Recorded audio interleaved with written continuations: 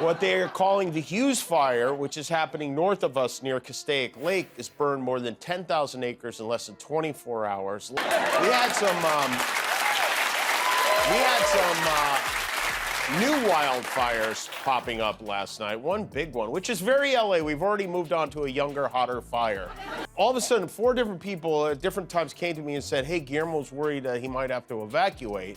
I was like, oh no. So I got my phone out and I looked at the map, and the fire was so far from Guillermo's house, I couldn't even widen out far enough. His doctor found a dead parasite in his head, and now he's going to be in charge of health and human services for the whole country. Tomorrow, President Trump is visiting LA. He's coming to...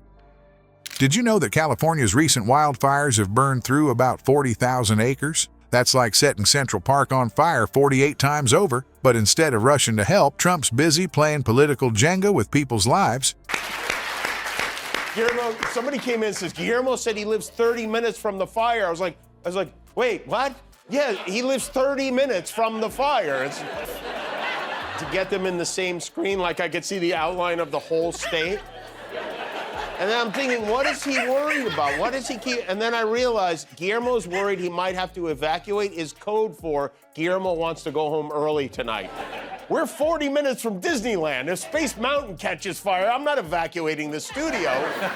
Fortunately, our firefighters are doing a great job living in LA right now. Before we move on, I'd like to ask you a small favor. If you appreciate this content, please take a second to like this video and subscribe to the channel. Over 98% of you watch the videos without subscribing. It costs you nothing, but it makes a huge difference to us. So, did you click the subscribe button? Great, thank you so much. Now, back to the video. Here's another fun fact. Traditionally, disaster relief is given without conditions. It's not supposed to be a bargaining chip. But in Trump's world, even basic human decency comes with fine print. We've been having dry January. Everybody else has it in January. We've been having it since May here in LA. For 262 days, this city has been drier than Kanye's eyes at a screening of Schindler's List. Fire with water, it's so fun to watch. Living in LA right now is like living with herpes. You could think it's under control.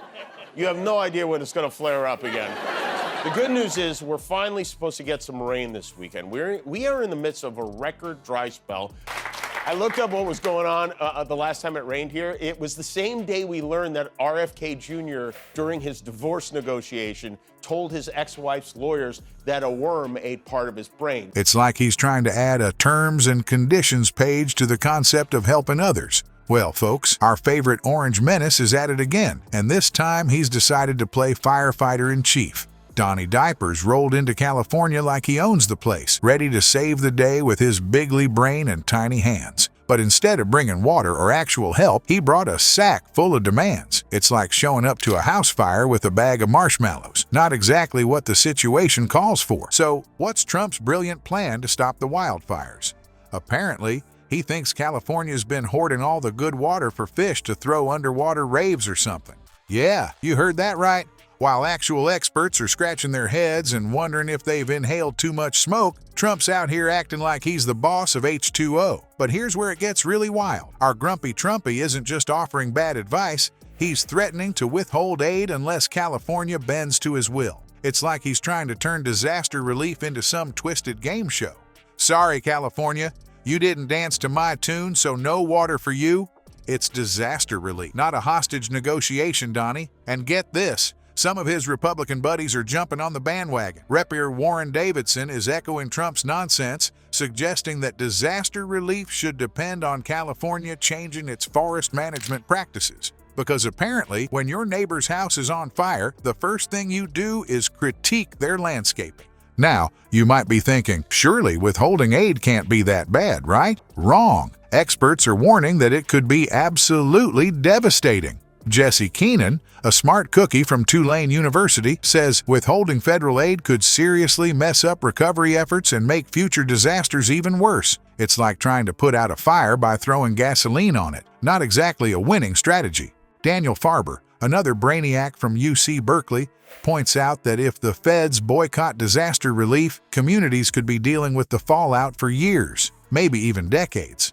But hey, who needs a functioning economy when you've got Trump's big, beautiful ideas, right? All right, folks, Just when you thought the Republican response to California's crisis couldn't get any wilder, some GOP bigwigs decided to crank up the heat. Apparently, they're so fired up about not helping, you'd think California personally insulted their mamas. Enter Senator Tommy Tuberville, the football coach turned political genius from Alabama. This guy's got a real zinger for us. He says Californians don't deserve anything unless they show us they're going to make some changes. Well, hot dang. I guess those folks battling wildfires should have thought about that before they let their state catch on fire, right? Maybe they should have tried not being on fire. It's just that simple. But wait, there's more. House Speaker Mike Johnson's jumping on the tough love bandwagon too. He's all about not giving California a blank check because nothing says responsible leadership like nickel and diming disaster victims. I mean, why rush to help when you can haggle over the price of human suffering? It's like these guys are playing a game of who can be the biggest jerk. And let me tell you, the competition is fierce. They're turning a natural disaster into a political poker game, and the stakes are only people's lives and homes. No biggie, right? But hold your horses, folks. Not all Republicans are on board with this circus. Reppers young Kim from California is actually talking sense. She's calling out her own party, saying playing politics with people's livelihoods is unacceptable and a slap in the face to the Southern California wildfire victims and to our brave first responders. Well, knock me over with a feather. A politician with a conscience?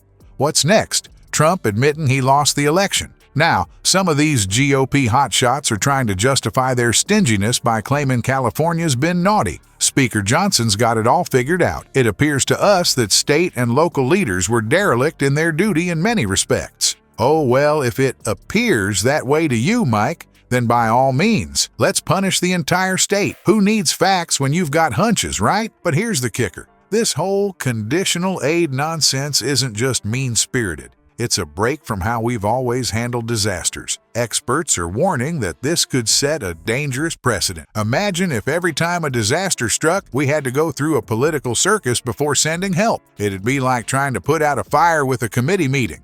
Well, folks, it looks like our buddy Trump and his Republican pals are turning disaster relief into a twisted game of who wants to be a millionaire, but instead of lifelines, they're throwing California some burning hoops to jump through. Now, I know what you're thinking. Shouldn't we all band together when disaster strikes? But apparently, for some politicians, united in United States is just a cute suggestion, like putting vegetables on Trump's plate. So, what can we do? Well, you could ring up your representatives and tell them to stop playing hot potato with people's lives, or support organizations that actually help disaster victims without asking them to do a dance first. Remember, the next time you see smoke, it might just be from all the bridges these politicians are burning. Stay safe out there, California, and maybe invest in some fireproof undies. You never know when Donnie Diapers might decide to play with matches again.